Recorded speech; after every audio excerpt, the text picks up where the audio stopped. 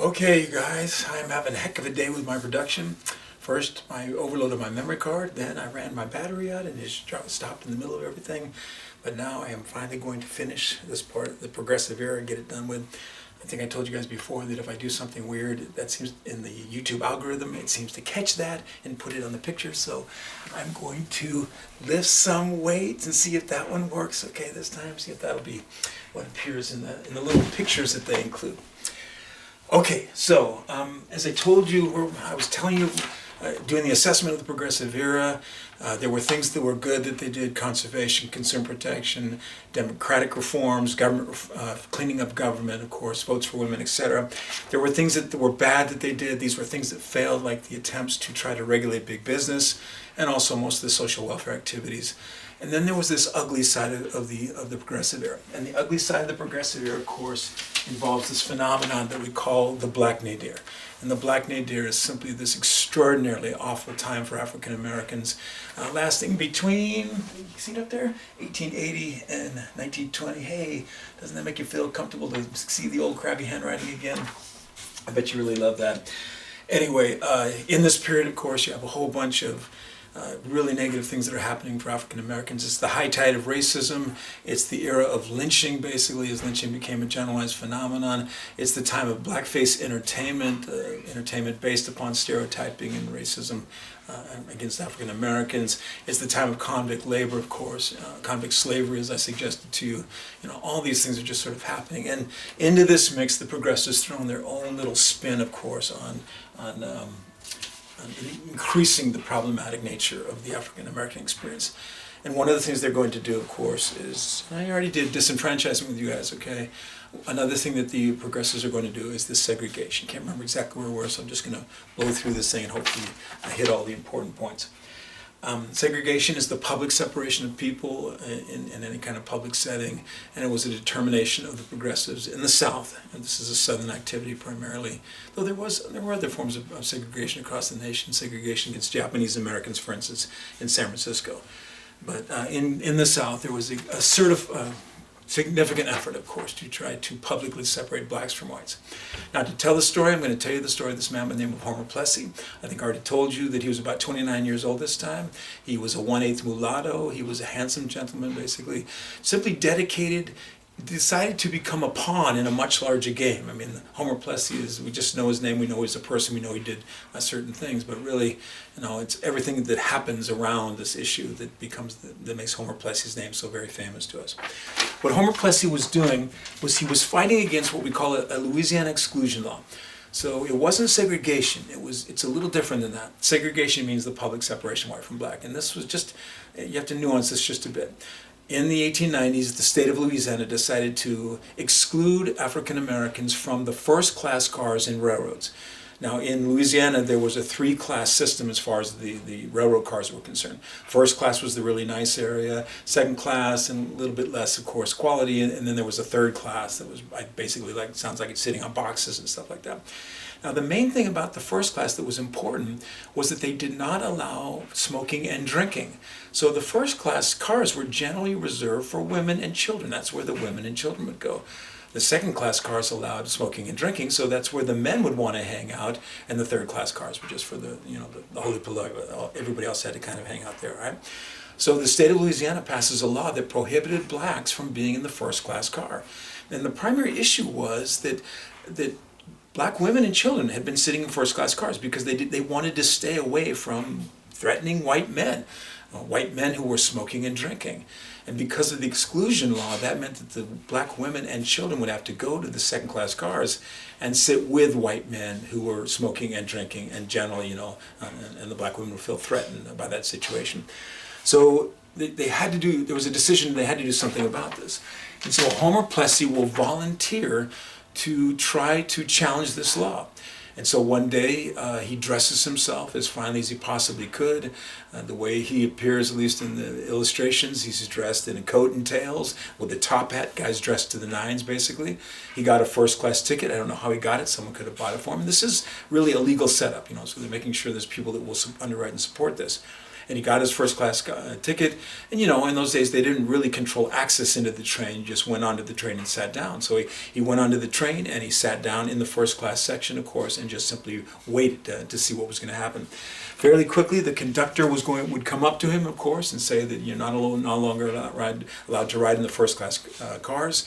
And Plessy would protest, of course. He's kind of doing the Rosa Parks long before Rosa Parks. He said, I have a first class ticket. I have sat in the first class cars before. Why am I not able to do it now? Anyway, he refused to move, and ultimately the conductor would call upon law enforcement, who would then remove Plessy from the first class car. And this was exactly what everyone expected would happen.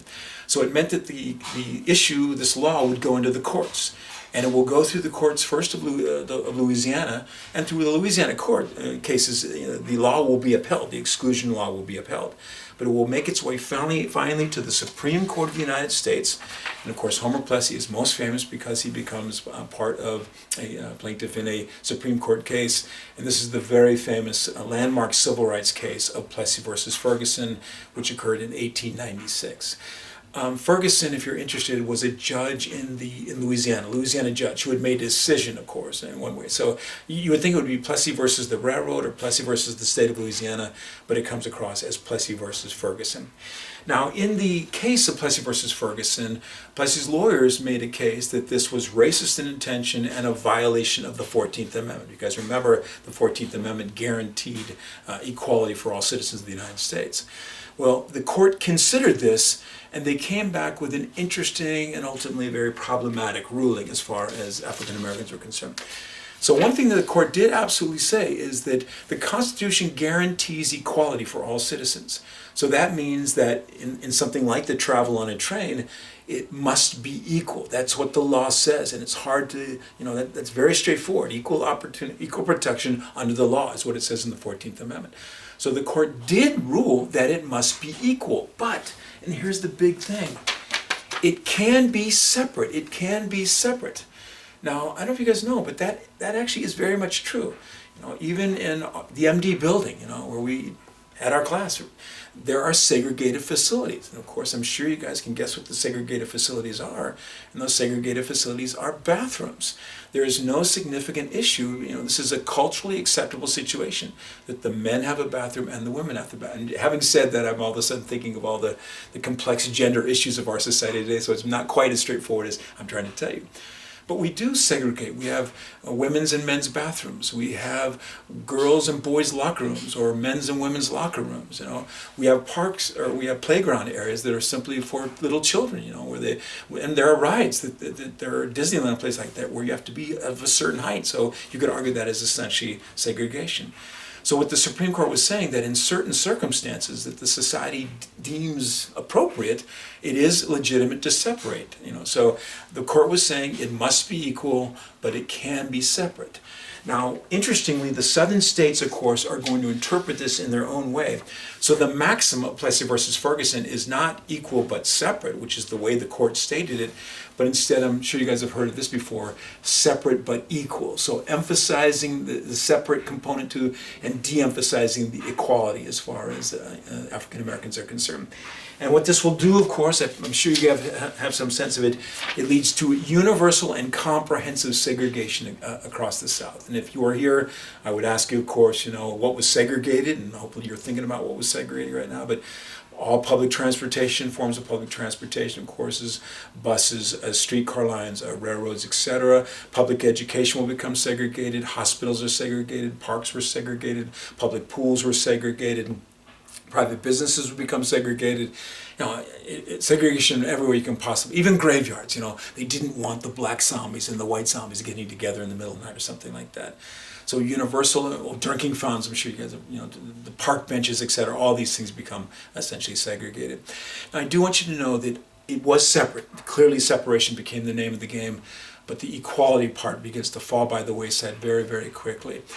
For private businesses, it really became a huge issue. If you can segregate a business, we all know that can happen because of like restaurants. I don't know if you guys are old enough to remember, but they used to segregate restaurants between the smoking and the non-smoking areas before they eliminated smoking. So you could do that, of course, but if you were going to have a restaurant and you're going to actually have a segregated activity, so you could have a dining room that would have two parts to it, not only did you need a dining room that would be segregated, but bathrooms. You'd have to have 4 bathrooms. You have to have one for white men, one for white women, one for black men, and of course many businesses couldn't afford that. So basically what are they going to do? They're going to put a sign in the window that says whites only, and the whites only signs began to appear all over the South. Even small communities could not afford to have 2 parks or afford to have 2 swimming pools. So the white community would get the swimming pool and the black community would have to go swim in the stream or something like that, or in the river. At some point, there actually is going to be a movement to try to force that kind of equality. This is much later in the 20th century. And so they did things, like they would allow for days when the public swimming pool was open for the African American children. That would be like 1 day a week. And believe it or not, some of the very racist white people thought that, after that day occurred, you had to drain the pool or something and refill the water. This kind of stuff is just it's the dynamics, of course, of segregation that began to appear. Understand the gross inequities, of course, of segregation, where the white public schools were state-of-the-art, the best you're going to have. The black public schools, of course, were going to be like old buildings that are sitting on a rock foundation, where all the students have is a slate in the same way they had 100 years ago, with the ancient textbooks and a pot-bellied stove made by Benjamin Franklin himself, kind of heating the whole thing. Gross inequalities as far as public access were concerned.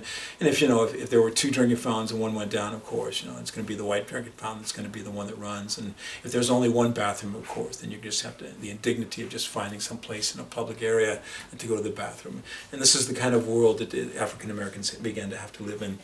I had heard this described one time as this kind of situation of suffocating oppression. And it explains, there's so much there. The African American community, the suffering that they had to go, and the kind of endless tension and stress that they were under, which leads to all kinds of issues, including all kinds of health problems. Always, aware of the fact that violence could be wrought upon them. Always realizing that they were being treated in a tremendously unfair situation, inferior situation, and unfair situation, of course. Creating this incredible environment that is the essential expression of the black Nadir. I always like to tell my students just these little stories that occurred in my career. So I'd be giving this lecture, and at the end of the lecture, people would come up to me and tell me things that they knew about something like segregation. And there were 3 times, and this was early on in my career, and there were these 3 white people, and I think each one of them was a woman, if I'm not mistaken. Each one of them came from the South, and each one of them wanted to do kind of a mea culpa, to confess a component of the sins associated with segregation, the black Nadir. So this one woman was born in Falls Church, Virginia, which is not too far from Washington, D.C. And she basically told a story that she lived in a relatively affluent household. They had a woman, an African-American woman, who came to their house every single day, got there at 6 in the morning and left at 6 in the evening, of course, doing all the housework essentially. And the tale that she wanted to tell, of course, was that regardless of the fact that she was there all day, that her mother and father would not allow her to use the bathroom in the facilities. So she had to walk a couple hundred yards away to go to an outhouse or something like that. That situation, of course, is very much displayed in that movie called The Help. You get to see, both get to see that kind of discrimination, but also the way the African Americans, the Help fought back, and they fought back often in interesting kind of ways. This other woman, she came from Natchez, Mississippi, and she was telling me the tale of her grandmother. I think it was her grandmother. So her grandmother needed someone to mow the lawn, and of course she hired an African-American man. And you guys know how incredibly hot it would be in Mississippi, of course, in the summertime where you're mowing the lawn. And she knew that the man needed a drink of water while he was working, but the way that she would put the water out for him was she'd put it in a dog dish. The indignity of kind of putting it out there in that particular kind of way. I'm not going to say that I give every working man who comes to my house in one of my glasses. I give them a plastic bottle, a cold chilled bottle or something like that. But still, to give them a dog dish, of course, this is going beyond the pale. And then finally, this older woman came up to me one day after I'd given this part, and she was born and raised in Tennessee. And she kind of with tears in her eyes, she told me that after Sunday school, this was so amazing to me, after Sunday school, her brothers would go downtown in the little Tennessee town where they live, and they'd be dressed still in their Sunday school clothing, and they would have little penknives. And the way she described it, they would have penknives, and they'd kind of stick them under their arm. And when black people walked by, they would prick them. They would just like stab them a little bit as they'd walk by.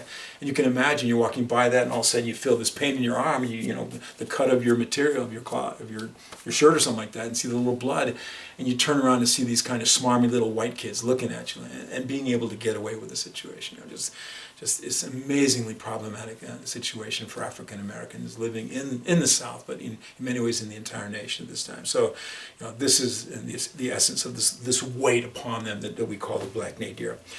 Now, one of the things that's so interesting, of course, is how human beings respond to situations like this, and indeed the African American community did. So, I'm going to finish here with what I call responses against racism. That we see that there were people that were fighting back. I do want you to know that the civil rights movement didn't really begin in the 1950s. There have always been people who fought against racism, who fought against slavery.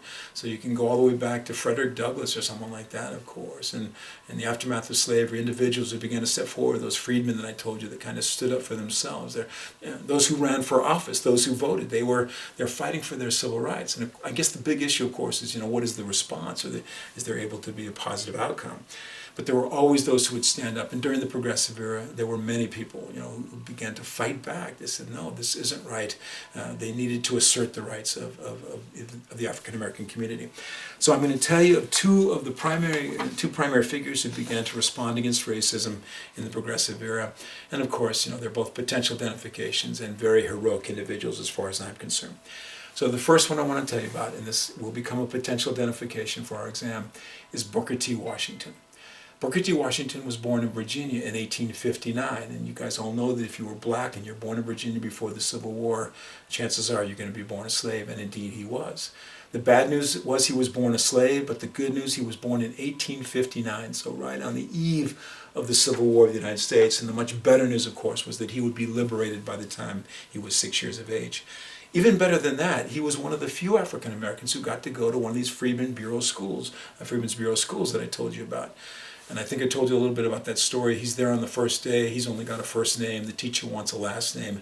He sees a portrait of Washington up on the wall, and he decides that, okay, that's my last name. My name is going to be Washington. The T will be a family component that comes in somewhat later. But Booker T. Washington becomes one of these individuals who will respond against racism. One of the most important thing for him about the Freedmen's Bureau School was it gave him the notion of the importance of education. And he got to go to a Freedmen's Bureau School in the first instance. Then he went to something called the Hampton Institute, which was created by both Southern and Northern philanthropists to benefit the freedmen, to give them further education. And it allowed him to become an educated man. And it simply meant, it aimed him to dedicating his life to the education of the African American community. Now, his greatest claim to fame in many ways was that he became the founder and the superintendent president of something called the Tuskegee Institute. The Tuskegee Institute is one of the traditional black colleges in America today. It is now called Tuskegee University. In the beginning it was called the Tuskegee Institute, and it was located in Tuskegee, Alabama. And Booker T. Washington was the founder and the person who began to put it on the map and would lead it through the early period. What he was creating at this moment, and one thing about Booker T. Washington, an extremely pragmatic individual. He did want one day for there to be colleges and universities, of course, where African Americans could go, but he realized in this early moment, the critical thing was simply kind of vocational training. So we could argue the Tuskegee Institute in the beginning was a vocational training center, primarily in the agricultural and mechanical arts. These were the places that they would focus.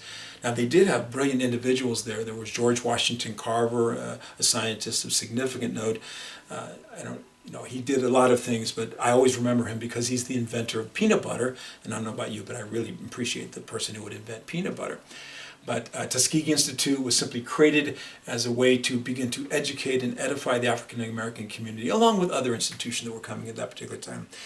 But he was the founder, the superintendent, and the president of Tuskegee Institute, and because of his connections to it, he will ultimately become the most famous African American in the United States by the time we get to about the year 1900. Okay, so famous indeed that he would be he'd be invited by Teddy Roosevelt to attend a state dinner at the White House. This was early on in Teddy Roosevelt's presidency. And he brought Booker T. Washington in, and it's an intriguing moment there because it wasn't the first time black people were at a state dinner in the White House. They'd been there from the very beginning beginning, but I'm sure you guys know that they were there primarily as the servants, but this was the first time that an African American got to sit down to eat with the president at a state dinner. And I have to tell you, it was the last time for a long time too. Roosevelt did this, and that's an amazing thing, but he took a ton of heat for this, especially from Southern politicians. And intriguingly, he won't do it again. He learned his lesson that there's a price to pay if you're going to show this kind of racial liberalism. But anyway, Booker T. Washington clearly became the most famous African American in the United States by the time we get to the end of the Progressive era. Because of this, he was bombarded kind of with those who wanted to know how to approach the situation if you're part of the African American community. And they would endlessly approach him and say, what do we do about racism? What do we do about lynching? What do we do about disenfranchisement? What do we do about segregation? What do we do about all these things, the essential expressions of the Black Nadir? And it became like a burden to him. And what advice could he offer, essentially? Well, he is ultimately going to offer a significant statement of advice. And this is both profound in its own kind of way, but ultimately problematic in terms of the way that we will perceive Booker T. Washington. And what he did was he gave a speech, and he gave it it was one of these New South conferences where they were trying to figure out how to move forward in the South. And this one occurred in Atlanta in 1895. And at this conference, he gives a speech, and the speech is called oh, darn it, there's an error there. It's called the Atlanta Compromise, not the Atlantic Compromise. My wife and I have a little bit of communication issues when we're making these little things here. I'll fix it real quick. Didn't fix it very well, but I fixed it a little bit. It's called the Atlanta Compromise. So the fact that it's called the Compromise is a little bit telling and maybe a little bit problematic. So let me just tell you about the speech. This was a conference of all these people, primarily business-oriented, trying to figure out what to do to regenerate the South, what they called the New South. So Booker T. Washington was one of the speakers. Now the audience, picture a big auditorium, and the audience is primarily white people. And Booker T. Washington was just one of the people that was going to speak that day. It'd be like going to a TED Talk or something, with a whole bunch of TED Talks coming together. So the guy who's in charge of it, he gets the podium, he announces that our next speaker is the president and superintendent of Tuskegee Institute. Would you please welcome Booker T. Washington?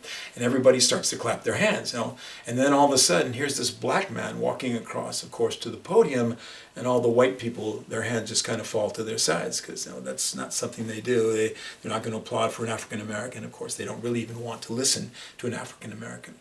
But just to show you that Washington was an extremely effective communicator, when he was done, he got a standing ovation again. From that relatively racist crowd, he got a standing ovation. And I have to tell you that that's kind of the problem, with what I'm about to tell you. So, what was it that Washington said in this speech? And he basically was answering the questions for the black community. What should we do in the face of racism, discrimination, lynching, all the things that are happening to us right now? So he gave them a very simple formula, essentially. He said, what we need to do if we're going to be African Americans in the United States is, number one, we need to get an education. And you guys all know this is all really good advice. First of all, get an education. Number two, develop a skill, have something that you can use to get yourself a job. And of course, number three, get yourself a job. And number four, get yourself a house, get yourself some property, or buy yourself a farm, and make sure that you have the things you need to make it. So all these things are really good advice. Get educated, get a skill, get a job, get property, establish a business. These are the kinds of things he said. But here was the critical kind of phrase of his statement. He says, let us be educated, let us work hard, let us build ourselves up, but let us also be patient. He said, let us be patient. We're going to have to wait a while here, It's not going to be an open door. Someday the white man will let us in, but the white man is not willing to let us in. And he was expressing the essential pragmatism of a Southern black. And the Southern blacks looked at the white people, and they knew that they were almost on the edge of violence against them, that you had to play it slow. You had to go for the long game and not the short game. I do want you to know that in the future, Booker T. Washington will be punished for this, what he says. In a very pointed statement, Martin Luther King in the 1960s said, the counsels of patience have got us nowhere. And of course, he didn't have to say the name. Everyone knew that he was talking about Booker T. Washington. And by the 1960s, the African Americans are sometimes calling Booker T. Washington an Uncle Tom. He caved in, of course. He caved into the white man. But I don't want you to see it that way. I want you to know that he wanted to play the long game. He saw that the only real effective way would be to do these slow incremental gains for the black community to try to make their way forward, and behind the scenes he hated racism, he hated segregation, he hated disenfranchisement, but to the public he wanted to present this kind of gradualist, patient-oriented sort of process by which ultimately African Americans. So regardless of how the future would feel about him, he was a response against racism in the black during the Progressive era, trying to do the best he possibly could for the black community. Now, the other major response to racism was kind of an opposite approach to the whole thing, and would manifest in this particular individual who we often call WB2 Boy. So he's also going to be a potential identification as part of the response to racism. If you're interested, the W was Wilbur Edgar Burghardt Du Bois. But I want you guys to know that most people would have called him either Dr. Du Bois or they would have called him Professor Du Bois, which kind of gives you a sense of the story. Du Bois is very different than Booker T. Washington in a whole bunch of really important ways. And one of them was that he was born in 1868, so he's born after the Civil War, so he never knew slavery at all. And maybe more important than that, he was born in the North. He's born in a place called Great Barrington, Massachusetts. He was born to a multi-generational free black family, which meant that his mother, his father, grandparents, they had not been slaves. They had been free blacks who lived in the northern area. So he doesn't come from the South. He doesn't come from slavery, and he's going to see the world in a very different kind of way. Now, he grew up in this town of Great Barrington. I think it was a town of a few thousand people, and he would have been one of the very few African Americans who would have been part of that community. And so, in his own autobiography, he would describe himself growing up in a relatively racism-free society, and it seems like a bizarre statement, but it sort of seems to kind of hold true. So there was no segregation whatsoever. He was, of course, invited and allowed to come to the schools. And not only would he go to the schools, but he would begin to display that he was, something of a prodigy. He became kind of the star, at least as far as Great Barrington was concerned. And by the time he graduated from Great Barrington High School, he graduated class valedictorian. And you guys all know that being the valedictorian is kind of a big deal from your high school. You're often the top student in terms of the high school. And here is this, and he was sort of the star of his high school, the star of his community. So, and really supported by the faculty, by the teachers there, perceived as a really kind of extraordinary individual, very intelligent person. Now, at some point, and this is when he was in high school, he said he began to experience the dynamics of racism. He said that he went to a dance one day, and the white girls who would, of course, communicate with him and talk to him as friends were unwilling to dance with him, and he began to see that there was this kind of racial divide. But the one that really hurt was that he, like almost all of the top students in his high school, applied to Harvard, because that's where the good students of Massachusetts go. They wanted to go to Harvard. And although he was the top student, the number one student, he was the only one in the group that did not get admitted to Harvard. So he's beginning to see that there are, of course, significant disadvantages associated with being black. Well, his high school teachers were so convinced that he was just a brilliant person that they arranged for him to get a scholarship to go to college. And he would go to Fisk College. Fisk College was, again, a traditional black college, and this one is located in Nashville, Tennessee. And he got a full scholarship to go there, basically. And it's an interesting moment, kind of, because it's his first experience in the South, and really within the larger African-American community. And I have to tell you, he was kind of an alien in that world. That was not the world that he'd come from at all. Very integrated, really kind of living in the white world. Now, I was in Nashville, and by the way, if you guys ever get to Nashville, it's a really cool place to go. It's not just the country music, but that's fun, of course, the Grand Ole Opry. But there's a lot of history. Right outside of town is the Hermitage of Andrew Jackson. To the south is Franklin. It was a Civil War battle site, and of course, all the honky-tonks. It's a really fun thing to do. But when I was there, I did go I wanted to see where Fisk College was. And it was in kind of a rundown area of the town. It was kind of a rundown college too, at least, and I walked across it. I was just looking to see if there were any monuments to Du Bois, and I didn't see this. Not that I saw the entire college. Anyway, but he's going to go to Fisk College. Now, he's there for 2 years, but most of the professors at Fisk are white people, and they're white men, and they're from the North, and some of them were even from Harvard. And they were just so amazed by this student that they began to write to Harvard, and they say, man, you got to take this guy. So ultimately, after 2 years at Fisk College, he will matriculate to Harvard. and he becomes one of the first African Americans to attend Harvard. And not only does he attend Harvard, but he will also become the very first African American to receive his PhD from Harvard. And I would like you guys to know that his PhD was in history, but it was history/sociology. So pretty good, but not quite as good as just being just a solid history individual. Now, I'm sure you guys know that if you get a PhD from Harvard, your goal is to be a professor. That's what, especially in history, your goal is to be a professor. And your goal ultimately is to be a professor in the Ivy League. I mean, you're at the top level of education. That's where you want to go. And I just want to tell you this one other thing. He not only was a PhD from Harvard, but he did a postdoc at the University of Berlin. And at that time, the University of Berlin was like the #1 university in the entire world. I mean, this guy was an amazing scholar, to say the least. He did get a part-time gig at the University of Pennsylvania, so he did a little teeny bit of teaching, but none of the Ivy League schools would take a chance on him. They're not going to hire a black professor. And their notion was that, with a black professor, he walks into the class the first day and half the students walk out, because they're not going to be willing to stay with a black professor. So anyway, he couldn't get a job in the Ivy League, but he ultimately does get a job as a professor at Atlanta University. Atlanta University, again, a traditional black college located, of course, in the South, and in this case, in the city of Atlanta. And he moved to Atlanta, and of course he simply had to move into the world of the South and endure all the indignities of that situation. But he did his best to kind of remain just within the environment of the university itself. House wasn't too far from campus, going to campus, of course.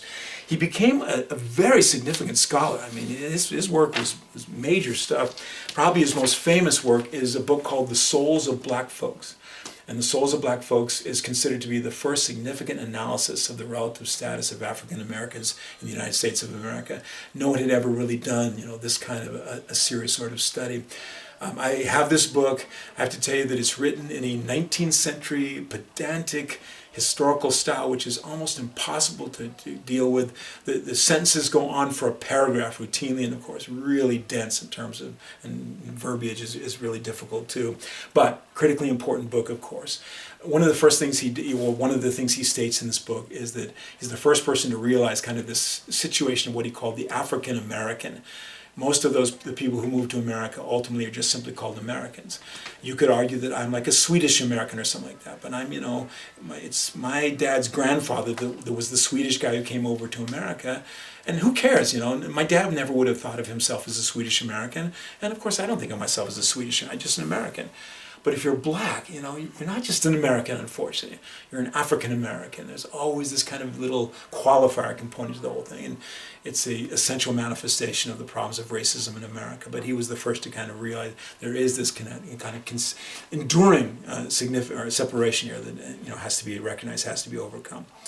Anyway, so he's in at Atlanta University. It's pretty much functioning, and it's going okay. But events began to conspire which would lead him away from the ivy-covered towers into an increased role of activism. Just a couple things. There's a ton of stuff that I want to tell you about. But he was married. His wife had a child. The child got sick one day, and they took it to the hospital. The child was having a high fever or something. They take it to the local hospital. And of course, it's the segregated South, and the hospital wouldn't take it, and they have to go to a segregated clinic across town. And they took the child over to the clinic, and the child ultimately did die. And I can't tell you absolutely that was the reason the child died, but of course you can imagine how you would feel about something like that.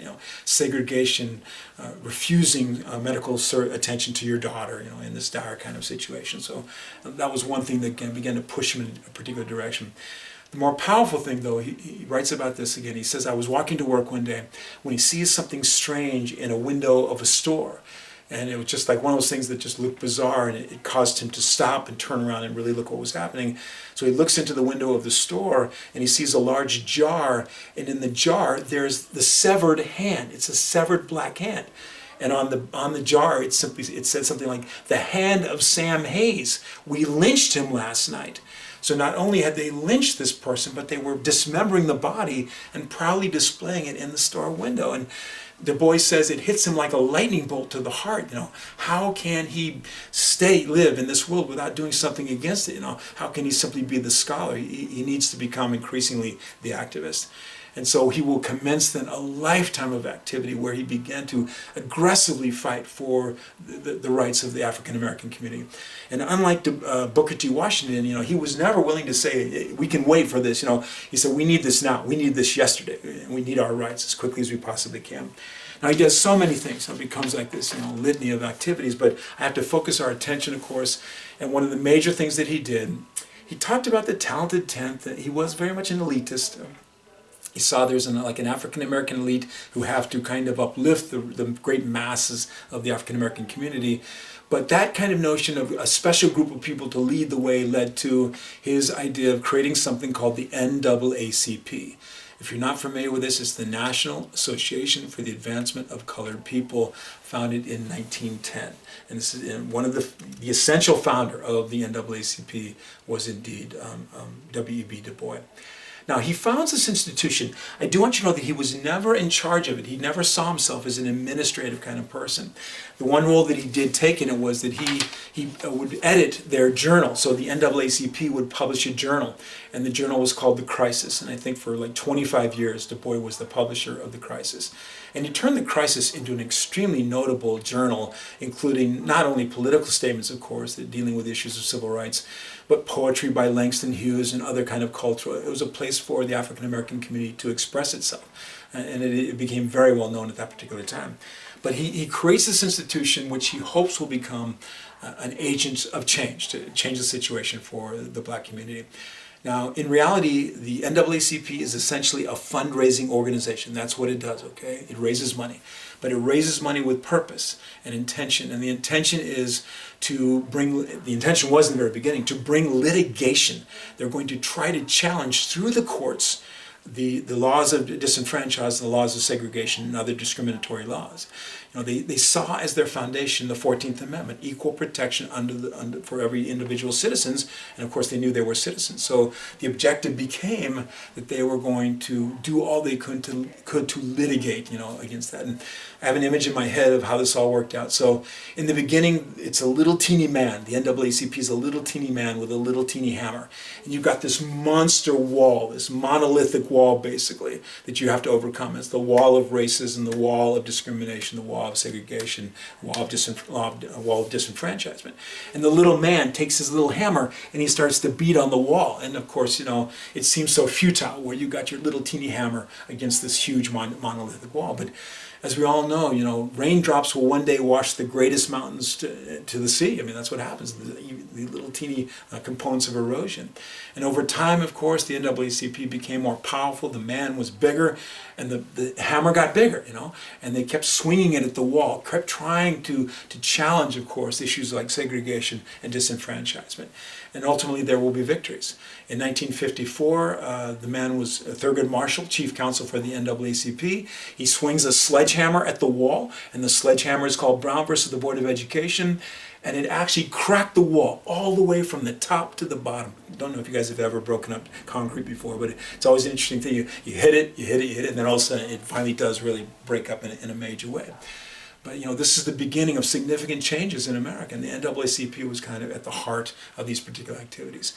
Du Bois was an interesting individual. He was a radical throughout his life. He did things that ultimately would get him in trouble with the establishment. He was willing to look at all the alternatives. He goes to Moscow. He meets with Lenin. He was never really a communist. That was not what he was all about, basically. But anyway, willing to perceive all the variety of activities. He lived a very long life. He didn't die until 1963, and if you do the math there, born in 1868, died in 1963, lived to be 95 years of age.